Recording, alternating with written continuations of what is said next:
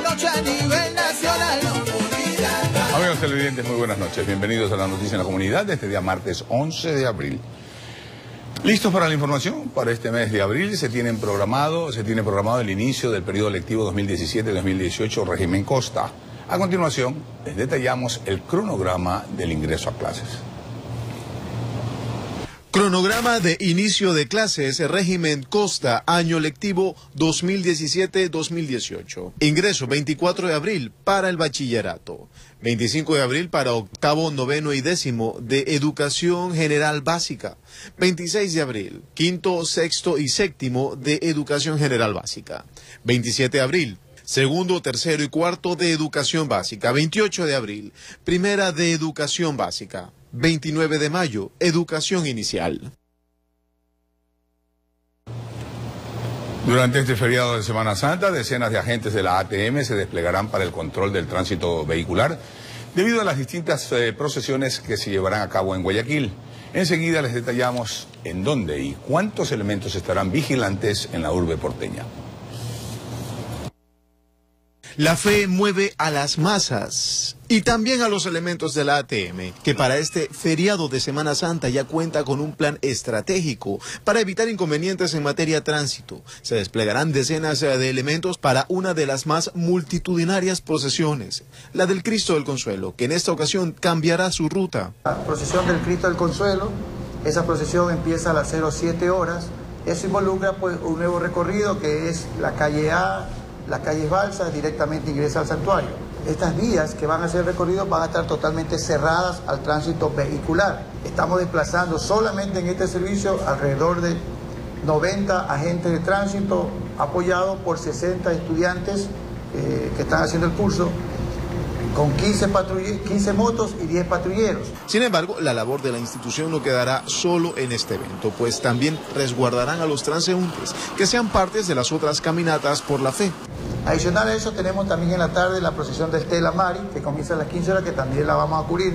En el centro tenemos la procesión del San Agustín, tenemos la Merced, la iglesia de San Francisco y la catedral. Y en el norte, la procesión de la Alborada. Además de que también estarán vigilantes a la hora del éxodo por parte de los turistas, que se dirigirán a otros puntos del país. Y tenemos el control en la salida a la vía La Costa. Vamos a mantener un control desde el día jueves en la tarde, viernes, sábado y domingo, la vía La Costa. Informó Julio César Saona. Y nuestra nota intercultural nos traslada a Babahoyo, provincia de Los Ríos, para saber más de una tradición que se niega a morir en la costa ecuatoriana. Se trata de la pesca artesanal. Los pescadores utilizan el anzuelo como herramienta para realizar esta actividad y además como una forma de distracción. Puede llevar entre 5 y 8 horas dependiendo de la suerte, del conocimiento y la paciencia de quien la realiza. Rubén Alvarado sale cada día hasta un improvisado muelle donde con carnada en el anzuelo espera lograr buenos resultados en su labor. A veces se coge, a veces no se coge, a veces se coge pues, me alcanza unos cuatritos para la comida, me alcanza algo. O sea, a veces se pone malo, a veces se pone bueno. La pesca artesanal está legalmente reconocida en el país debido a la utilización de herramientas tradicionales como la piola de nylon, plomo y la carnada, que por lo general son anchovetas. Por completo, mi veterano, mi papá me enseñó. ¿Y a él? ¿Quién enseñó? El papá de él me enseñó. ¿Esto es una tradición? Sí, es una tradición todo. Las ganancias en este negocio ya no son muchas, pero quienes lo aprendieron de sus padres o abuelos no quieren que la tradición se pierda. Sí, es bonito. Es bonito la pesca en el río, bonito, pero cuando hay. Para los expertos en el tema, el mejor horario para realizar la pesca artesanal son las primeras horas de la mañana. La mejor época, el verano. Los buenos resultados de la pesca artesanal se expenden al público en el mercado de mariscos, donde se puede encontrar especies autóctonas del río Babahoyo. ¡Qué barbudo! Damas. Capricho. Informó Odette Camacho. Bueno, y ahora nos trasladamos a la provincia Sáchila. En esa provincia se recordó el natalicio de Abraham Calazacón, quien fuera considerado el líder más representativo de la historia de la nacionalidad sáchila. Un evento lleno de cultura y tradición se llevó a cabo en su honor.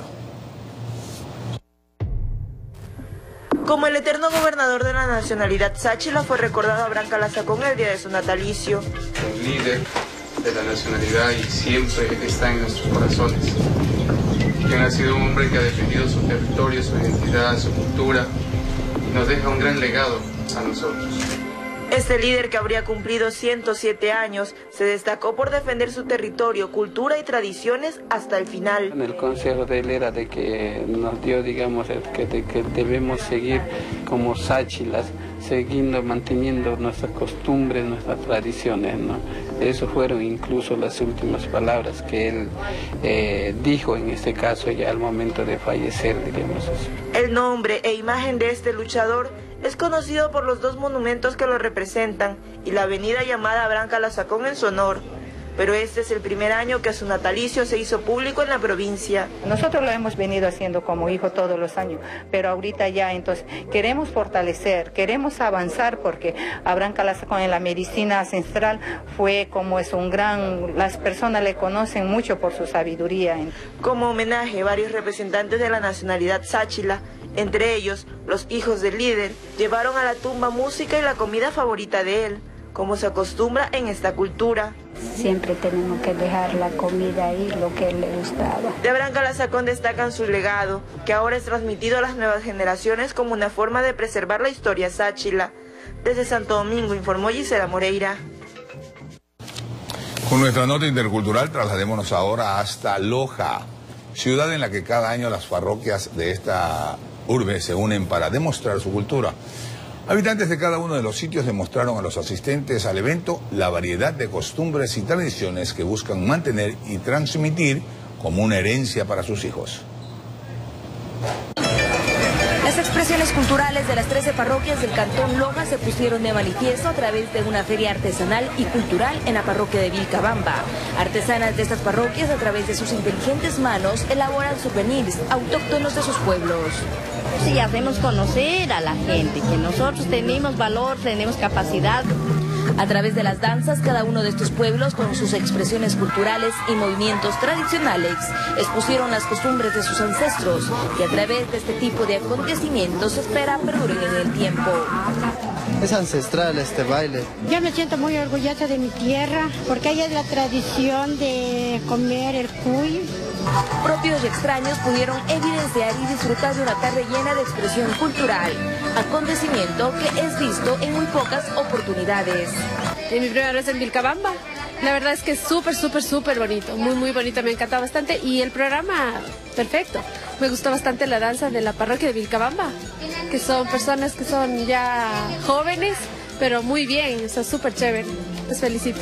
La danza, expresión cultural que a través de los tiempos ha querido morir, y son sus protagonistas los que mantienen latentes las costumbres y tradiciones de aquellos antepasados que nos dejaron un legado rico de arte y cultura. En la provincia de Loja, informó Marcela Constante.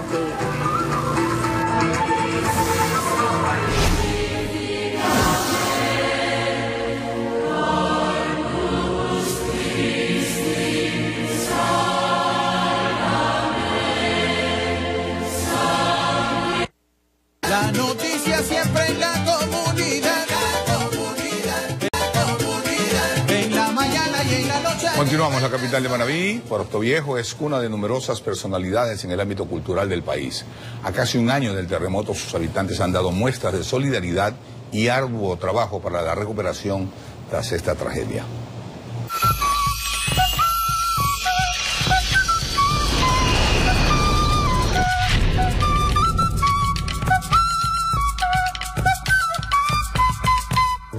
A Puerto Viejo la naturaleza la puso a prueba.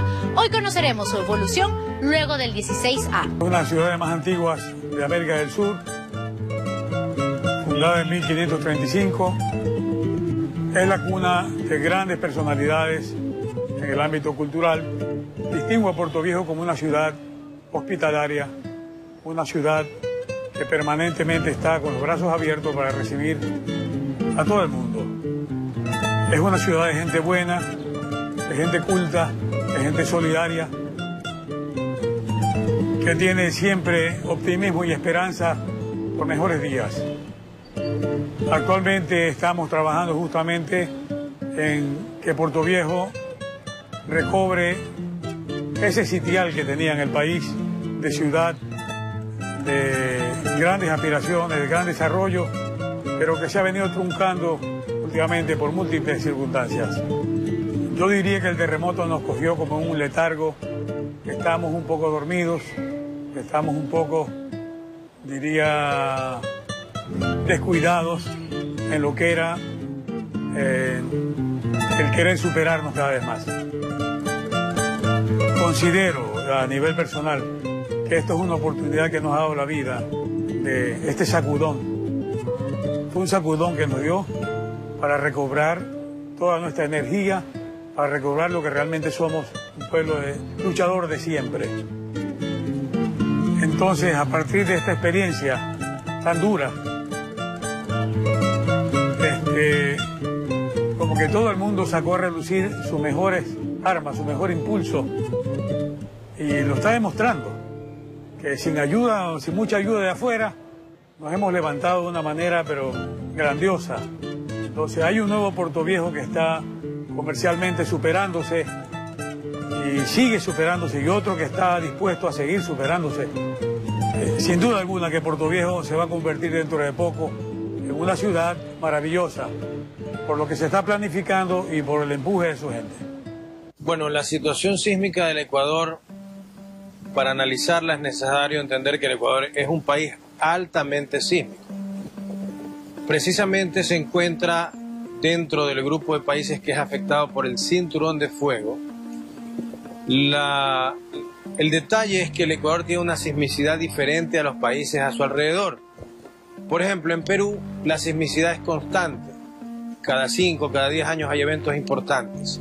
En Ecuador los eventos importantes se presentan cada 50 años. Los más importantes, los más fuertes. Pero es un país altamente sísmico debido a que el siglo pasado el quinto terremoto más importante del mundo ocurrió en Ecuador, en la provincia de Esmeraldas. En el año 2000 se hicieron unos estudios en los cuales se determinó que el Ecuador tenía un comportamiento sísmico, ya hablando matemáticamente, es decir, matemáticamente considerando toda la energía que se libera en el país, el Ecuador tiene reactivaciones sísmicas al inicio del siglo y también a mediados de siglo. Por lo tanto, en mis estudios que hice en Japón, a mi regreso, planteé, que salió en varios diarios y fue acogido por la prensa nacional, que el Ecuador se sometería a la reactivación sísmica. Hoy eso es una realidad, en vista de que si hacemos un análisis de los sismos mayores a 4.5 que ocurrieron en el primer quinquenio del siglo, estaban en el orden de los 90 sismos. En este último quinquenio tenemos 250 sismos, es decir, se ha multiplicado por 2,5 o casi 3 la actividad sísmica de sismos mayores a 4.5. Eso implica indudablemente que vivimos una reactivación sísmica. Adicionalmente, después del primer estudio que se hizo en el 2000, en el 2004 realizamos otro estudio, esta vez con la Politécnica del Litoral, en el cual se identificó cuáles eran las fuentes sísmicas, las fuentes sismogénicas, es decir, los sitios en Ecuador donde más probablemente puede haber terremotos o temblores fuertes y las magnitudes probables.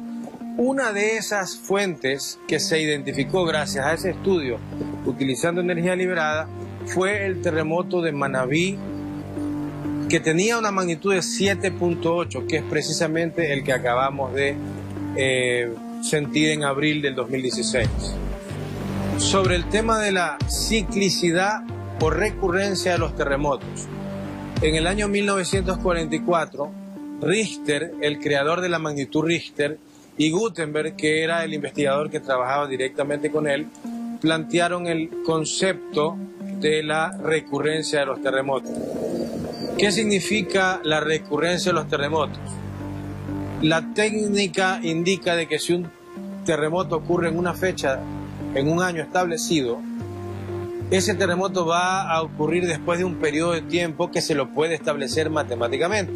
y en teoría ese periodo de tiempo va a repetirse una y otra vez. Hay que tener el cuidado de que este periodo de tiempo no es exacto, porque la naturaleza no es exacta. Inclusive en Japón se preveía que iba a haber un terremoto de grado 9 en el 2000, cuando yo estuve ahí, y no ocurrió hasta el 2011. Es decir, hubo un error de más o menos 11 años en la recurrencia de ese sismo que ya matemáticamente estaba definida. Es decir, no es exacto, pero sí nos da una idea de cuándo estamos ya en un riesgo de que un sector se reactive y pueda provocar un sismo importante. En ese aspecto, nosotros ya hemos identificado que el terremoto de Bahía de Caracas, por ejemplo, tiene un nivel de recurrencia. Si ya tiene un periodo de recurrencia, ya han ocurrido 2 sismos de 7.2 en el mismo sitio con una diferencia de años, y eso nos permite definir una recurrencia. Lo mismo con el terremoto de Pedernales. El terremoto de Pedernales ha sido una gran desgracia para nuestro país, pero desde el punto investigativo es una herramienta que nos permite llegar a conclusiones técnicas que nos guiarán al futuro. Entonces, en ese aspecto tenemos la situación de que el terremoto de Pedernales también ya ocurrió en esa misma zona, un terremoto de 7.8 en los años 50. Esta pared que vemos aquí, ¿no es cierto?, que es lo que considera a este lugar patrimonial, por adentro es así. De la misma manera está ubicada, superpuesta, las latas de caña sobre las vigas de madera y el enlucido de enquinche, que es una mezcla de estiércol con diferentes hierbas secas, lo cual era el enlucido por lo menos hasta el año de 1970 del siglo XX pasado. Nosotros somos productos de un mestizaje de cosas, ¿no? O sea, somos productos de un mestizaje de cosas, de un mestizaje de elementos naturales y de elementos sociales que se unificaron, ¿no es cierto? Entonces, el estiércol de vaca o el estiércol de burro es un elemento, el animal fue traído de Europa, porque ese animal cuadrúpedo lo trajeron los españoles, pero las hierbas son netamente nuestras. Entonces, la mezcla del enquinchado es un mestizaje. Producto de ello nació el enlucido. Quienes tenían la tradición de enlucir las casas eran, para darles una perspectiva diferente, eran los españoles, ¿ya? Pero aquí el contexto cambió netamente a una forma, a una realidad propiamente nuestra.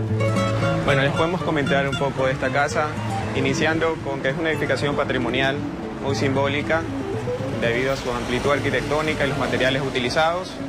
Es una edificación que está declarada como Patrimonio Cultural del Estado desde el año 2003 a través de un acuerdo ministerial.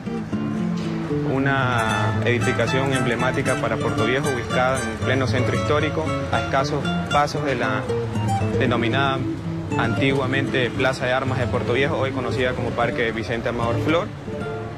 Una edificación que originalmente existió previo al incendio acontecido en el año 1925 en Puerto Viejo y que posteriormente fue reconstruida.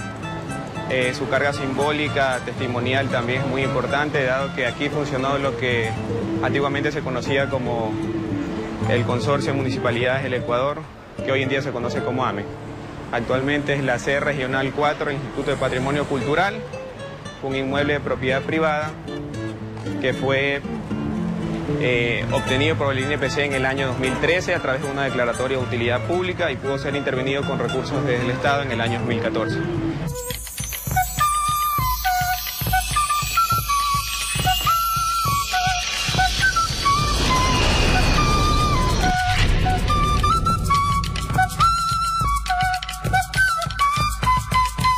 En la mañana en la comunidad, en la mañana y en la noche. Varias de las casas patrimoniales de Puerto Viejo han logrado ser restauradas, conservando la arquitectura tradicional de la costa.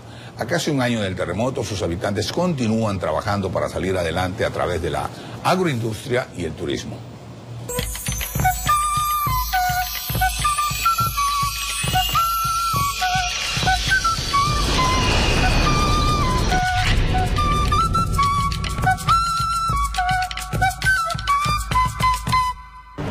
Aquí podemos observar algunas imágenes de los familiares que fueron los propietarios originales de estas edificaciones. Podemos observar una fiesta realizada en las espacios superiores de la edificación. Vemos la amplitud, cómo están obviamente lo que es ventanería, las chazas ubicadas de una manera que se pueden apreciar.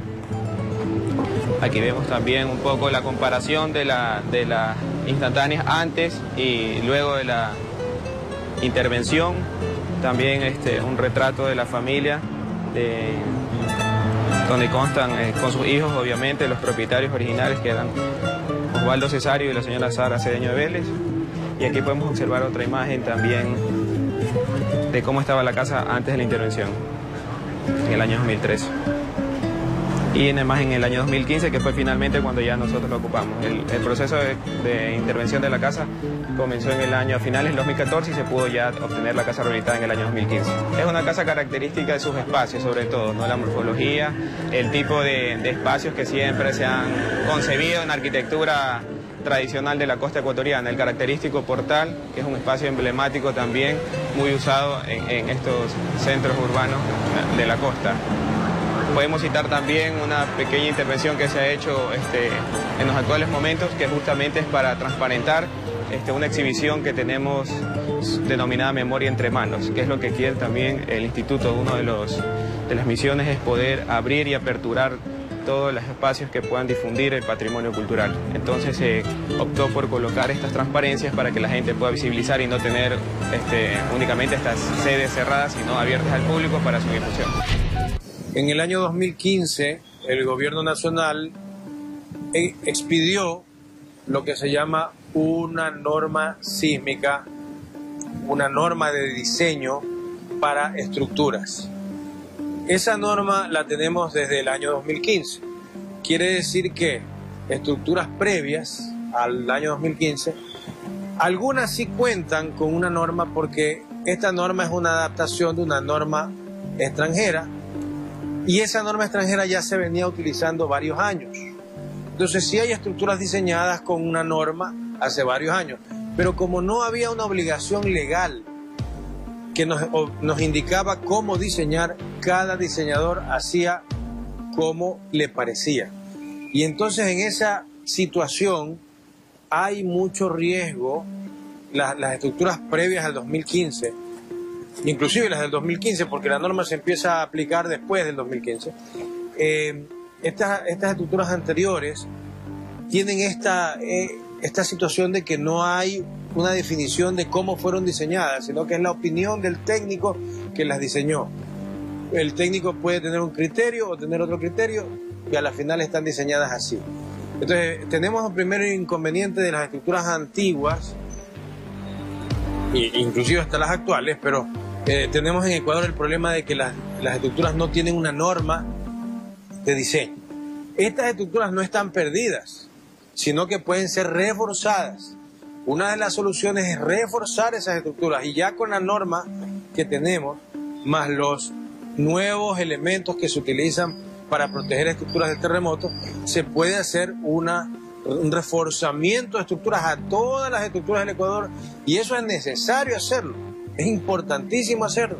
Si el hecho de vivir en un país sísmico genera que la gente sea psicológicamente diferente a zonas donde no hay actividad sísmica, pienso que las diferencias se centran primero en que el lugar sísmico, por ejemplo, donde nuestros hermanos manavitas han sufrido, y también en Esmeraldas se ha sufrido de este gran terremoto terrible de Pedernales. Yo le comento, lógicamente, una persona que ha sufrido ese trauma, cada vez que siente que tiembla la tierra, entra en un estado de nervios. Eso es totalmente normal. Es decir, el daño a nuestra población no solamente ha sido que se cayó el edificio y lamentablemente hemos tenido personas muertas, sino que entran en una especie de nerviosismo, de terror cada vez que tiembla la tierra. Es decir, debe de dársele atención psicológica a estas personas, porque ha sido un evento catastrófico como cualquier otra catástrofe en el mundo, ¿no? Actualmente existen materiales a nivel internacional que se pueden adaptar a las condiciones ecuatorianas para reducir los efectos dañinos de un terremoto sobre estructuras. Por ejemplo, podemos hablar de la mampostería armada, que es un elemento importantísimo. Actualmente ya se están comercializando en el Ecuador disipadores de energía. Y hay otro tipo de elementos que pueden ayudar muchísimo, lógicamente tienen un costo adicional a la obra, pero ese costo adicional se compensa con que después de un terremoto esa estructura prácticamente no es dañada y no hay que reconstruirla como ocurre en un terremoto. Debemos entender que así como ocurre cada 50 años una reactivación sísmica, debemos enseñarle a nuestros hijos que aunque esta reactivación ya descienda, ya desaparezca, tenemos que tener siempre un país preparado para esto. Tenemos que tener una norma sísmica bien actualizada, ya la tenemos, ahora hay que actualizarla. Tenemos que lograr que los GATS, cada municipio tenga su propia norma sísmica y que se exija en la responsabilidad técnica de un especialista en diseño sismo resistente por parte de los municipios para dar los permisos de construcción. Debo de recalcar, después de un terremoto donde un edificio se ha dañado, no se debe de cubrir las fisuras. Las fisuras y los elementos fisurados implican un elemento que ya falló. Lo que se requiere es reparar el elemento, no cubrir las fisuras. Como conclusión final, tenemos que mantenerlos alerta, tenemos que hacer una labor de información, la gente tiene que saber qué hacer, la gente después de un terremoto tiene que saber coger su maleta e irse a reunir en un solo sitio. Recordemos que después de un terremoto fuerte no hay teléfonos celulares, no hay luz probablemente, en situaciones extremas, ¿no? Y eso pasó en Manabí. No hay agua por muchos días. Entonces, frente a esa situación tenemos que estar siempre preparados. Esa es la obligación nuestra como sociedad, estar preparados, hacer ciudades menos vulnerables y que la sociedad tenga maneras de reaccionar ante estos eventos, y ojalá con todas estas medidas un día podamos gozar de un país totalmente que salga ileso de cualquier evento sísmico severo.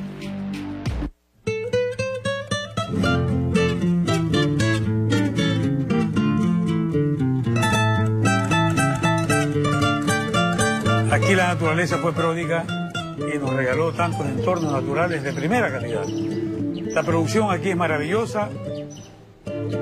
Entonces, como que ha habido un poco de descuido porque cuando hay abundancia, hay un poco de descuido de los que la habitan, ¿verdad?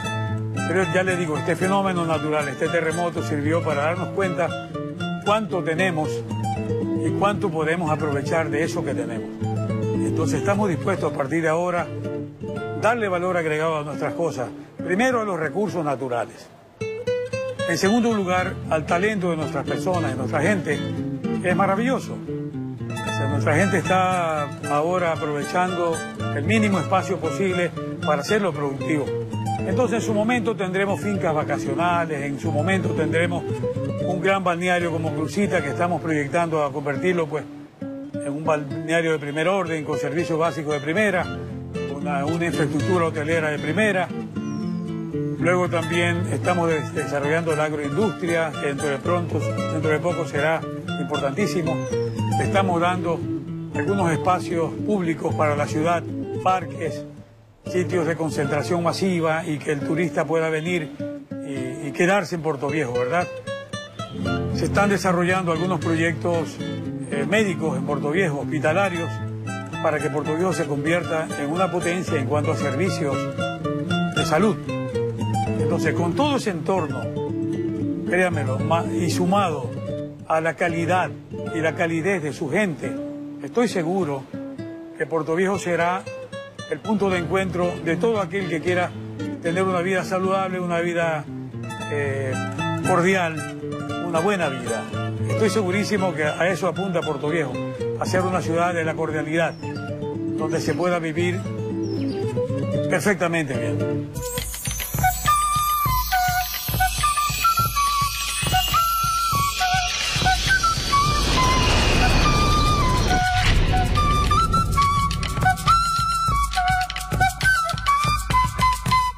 Bueno, recuerde que puede vernos desde cualquier parte del mundo a través de nuestro sitio web www.rts.com.es.